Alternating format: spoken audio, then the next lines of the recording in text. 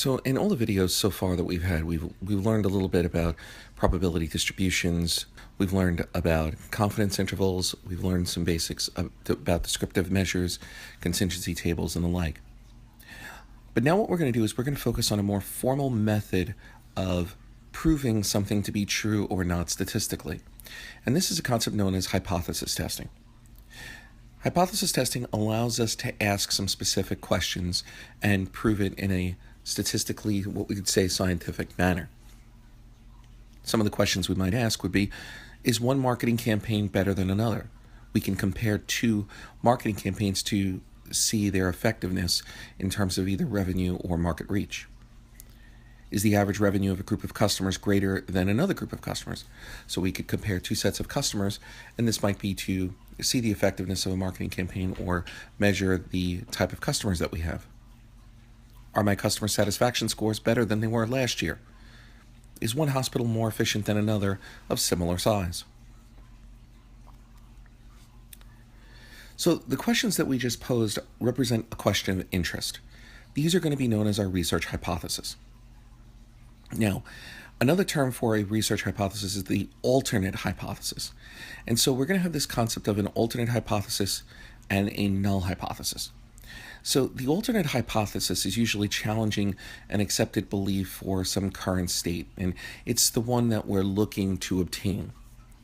So the opposite of the alternative hypothesis is the null hypothesis, which is the currently held belief or the current state that we believe is occurring. So these are the two terms that we have. The null hypothesis, which is denoted as H0 with a little sub-zero, is the currently held belief. And the alternate hypothesis is denoted as HA and is the question of interest to be proved.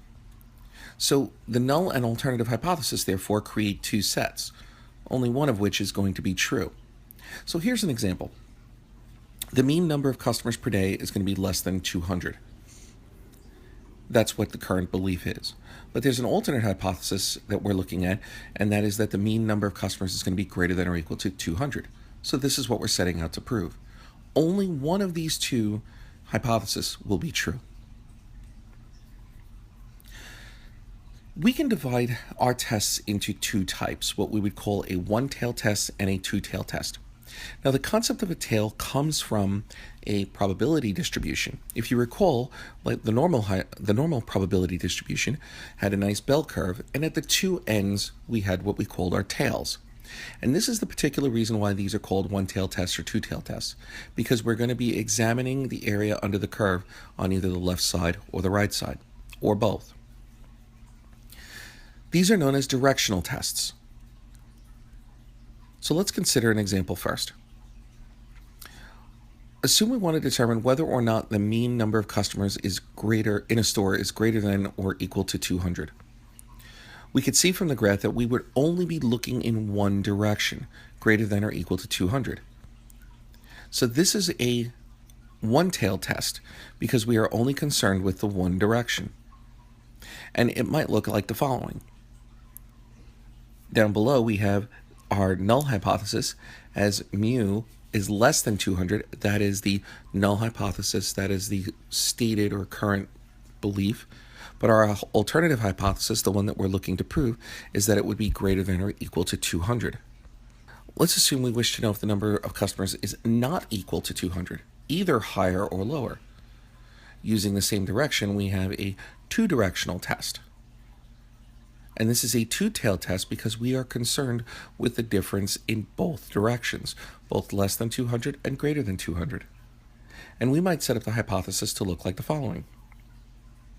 Our null hypothesis is mu equals 200, and our alternative hypothesis is mu is not equal to 200. No matter how good our statistics are, we can't be perfect.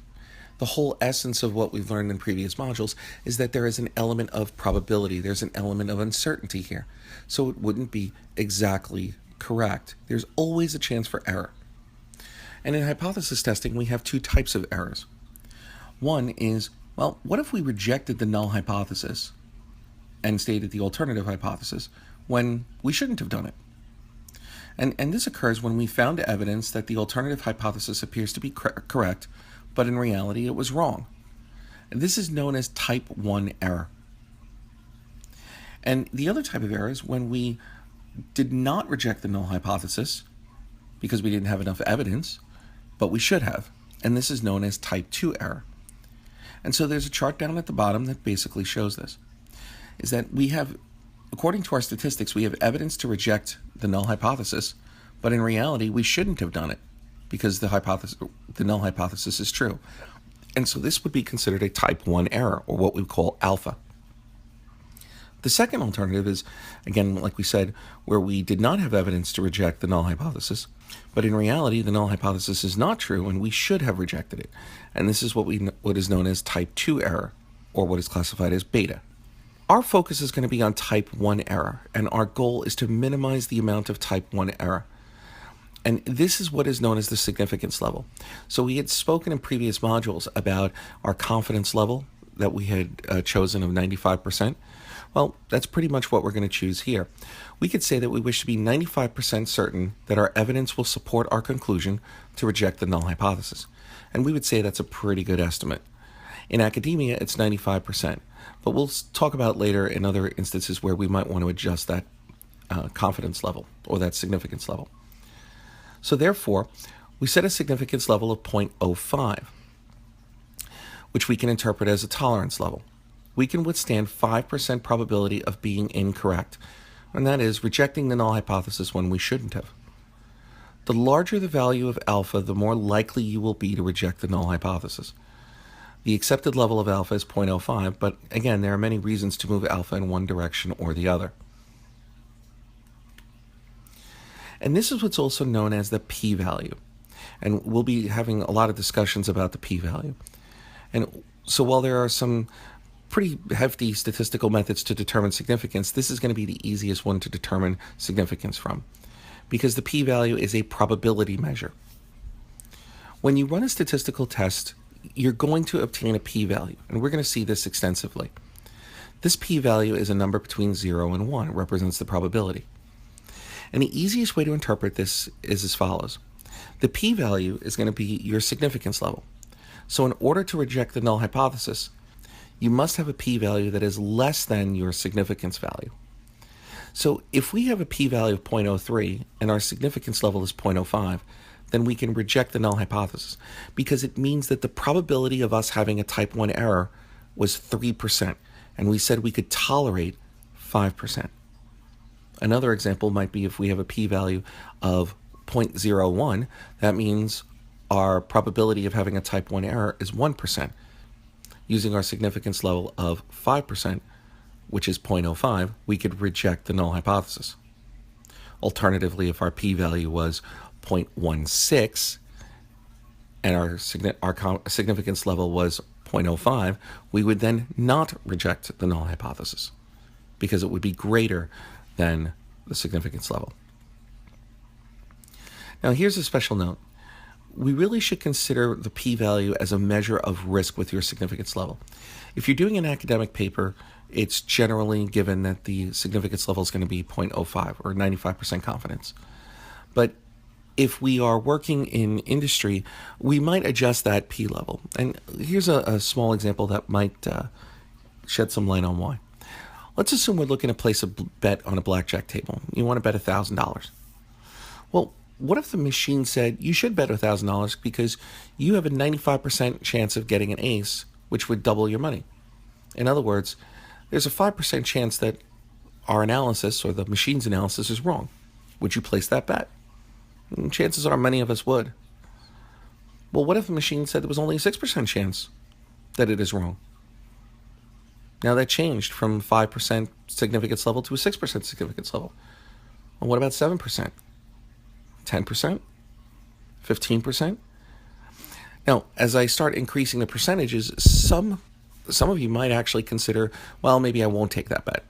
But others would say, I'll absolutely take that bet, because there is a level of risk involved. This goes back to our discussion of risk and uncertainty from a previous module.